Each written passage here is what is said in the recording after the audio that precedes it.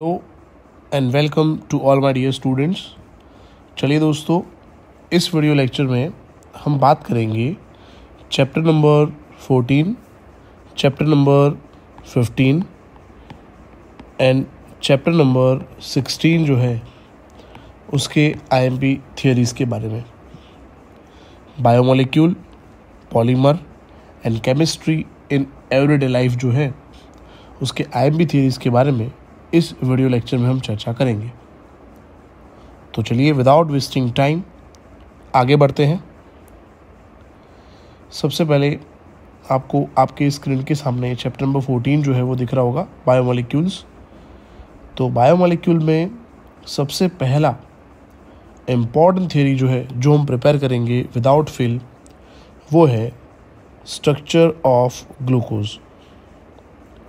Students, यहाँ पे मैं आपको बता दूँ, स्ट्रक्चर ऑफ ग्लूकोज जो है वो पूरा क्वेश्चन नहीं पूछ सकते एक साथ, क्योंकि इसकी लेंथ बहुत ज़्यादा हो जाएगी।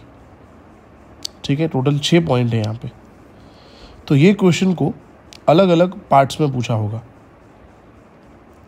मैं आपको एग्जाम्पल बताता हूँ। से फॉर एग्जाम्पल ऐसा पूछा होगा, prove all the carbons in the structure of glucose are linked in a straight chain. तो आपको ये सेकेंड वाला पॉइंट जो दिख रहा है वो लिखने हैं 2 लाइन और ये रिएक्शन लिखना है। समझ आ गया बेटा आपको, है ना?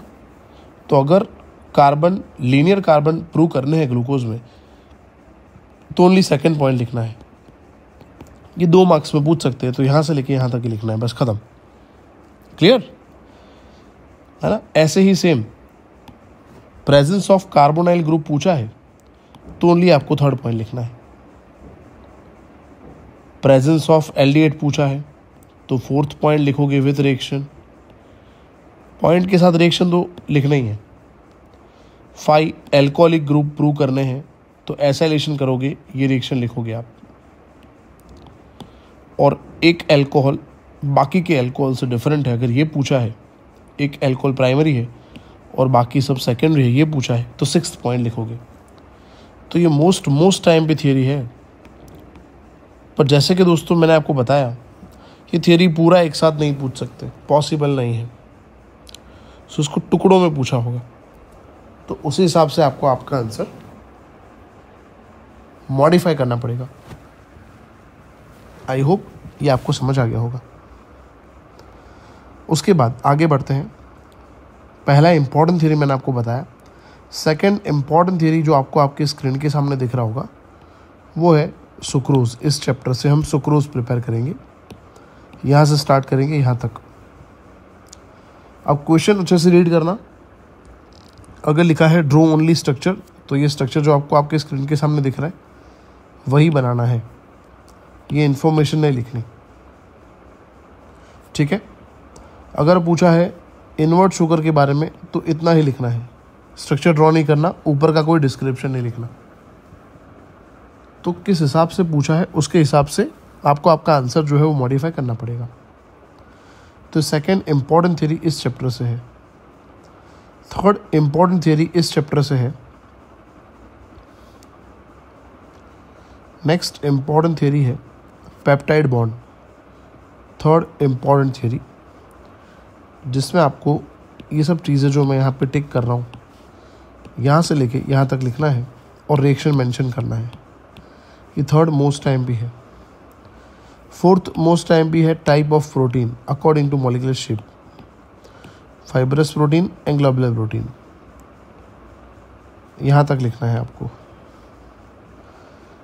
चलो, फिफ्थ इंपॉर्टेंट थियरी है दोस्तों, आपको आपके स्क्रीन के सामने दिख रहा होगा, डीनेचुरेशन ऑफ प्रोटीन, जिसमें यहाँ से स्टार्ट करोगे यहाँ तक लिखना है। ये फिफ्थ इंपॉर्टेंट था। विटामिन के बारे में ये जो भी चीज़ें मैं टिक कर रहा हूँ, ठीक है, आप एक बार रीड कर लेना, है ना। कौन से विटामिन फैट सोल्यूबल है, कौन से वाटर सोल्यूबल है, याद कर लेना आप। ये सब एमसीक्यू के अंदर होता है, टेबल एमसीक्यू में होगा। अभी तो हम थियरी बता रहे हैं, तो इतने थियरी बायोमोलिक्यूल से करने हैं। Let's talk about now next chapter, that is chapter number 15, अब हम बात करते हैं पॉलीमर्स के बारे में। पॉलीमर्स के अंदर आपको कितना याद करना है, चलिए देखते हैं बेटा।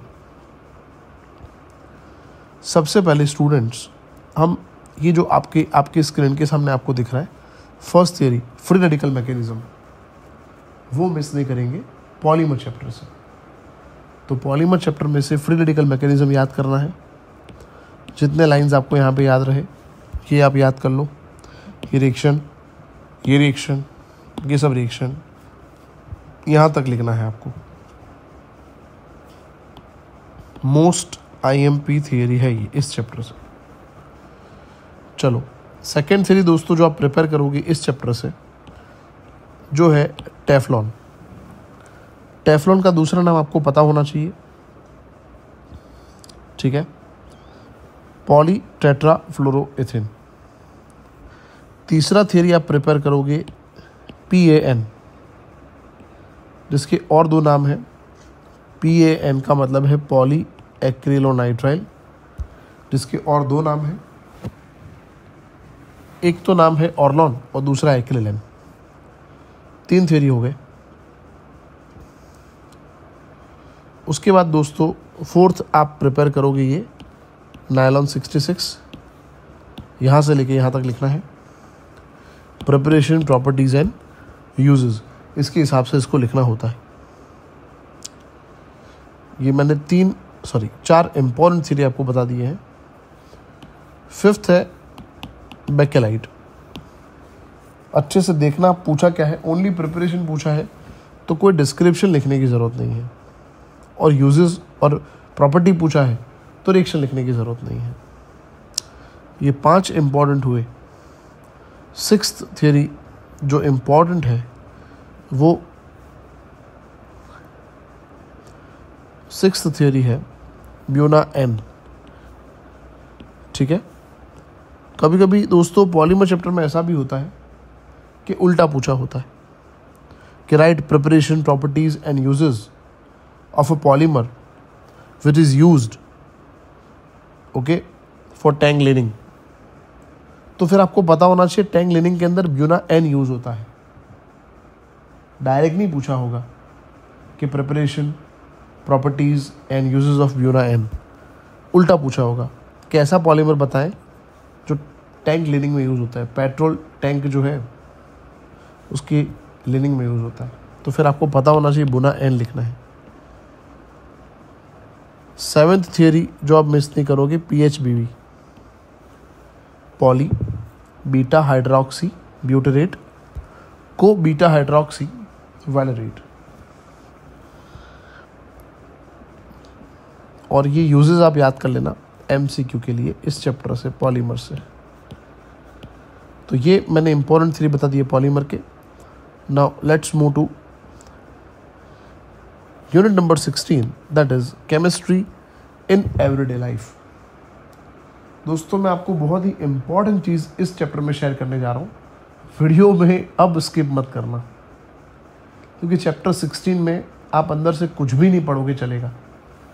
मैं एक टेबल आपको दिखा रहा हूँ, अब वो टेबल आप अच्छे से याद कर लेना, जो आपको अभी आपकी स्क्रीन के सामने दिखने वाला है। तो ये टेबल जो आपको आपकी स्क्रीन के सामने दिख रहा है वो अच्छे से आप प्रिपेयर कर लेना।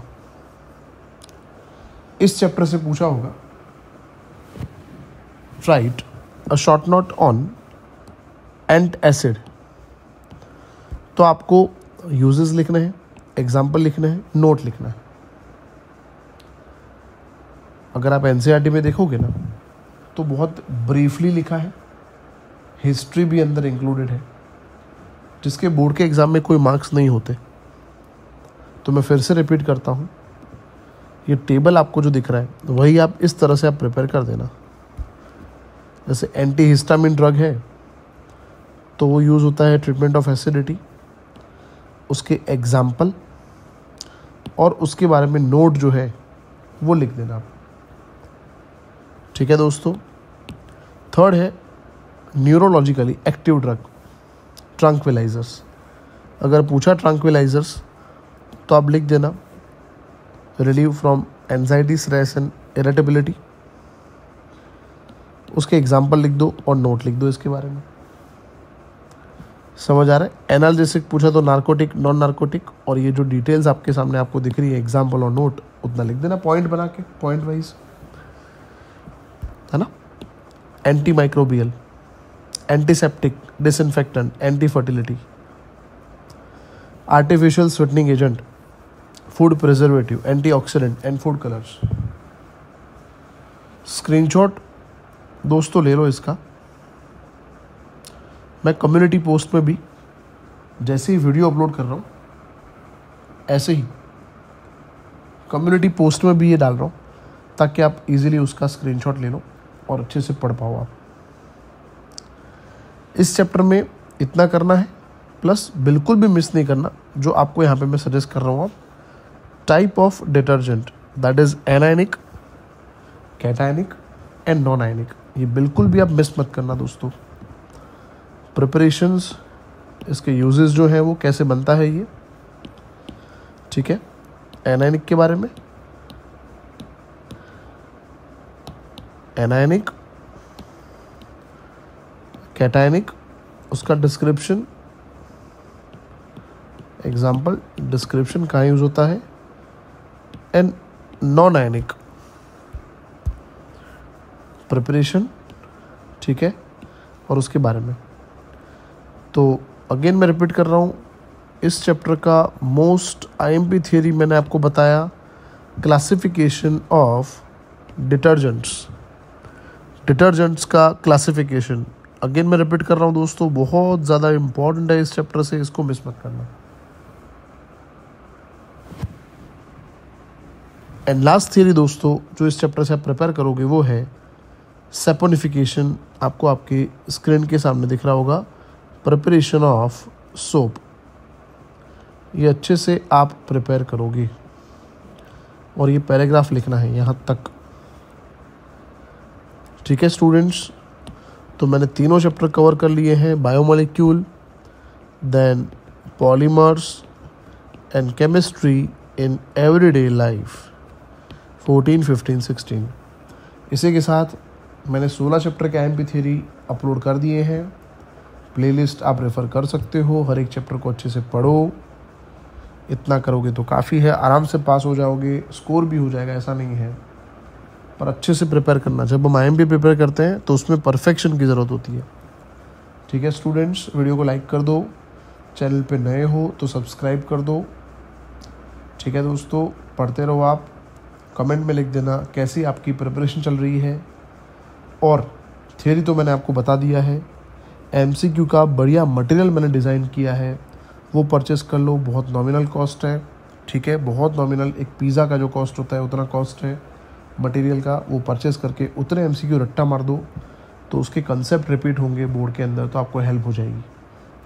और इतने थियरी प्रिपेयर कर लो तो आराम से आप 70-75 प्लस स्कोर कर सकते हो। 10 दिन में भी बहुत अच्छा स्कोर हो सकता है, ठीक है दोस्तों। मिलते हैं नेक्स्ट वीडियो लेक्चर में, कुछ ना कुछ नया लेके आया करूँगा मैं आपके लिए। बट थियरी और एमसीक्यू का प्लेलिस्ट यहाँ पे बन चुका है, सब अपलोड हो गया है। पढ़ते रहो दोस्तों। मैं as a JS army YouTube channel मैं आपके साथ हूँ। Keep learning.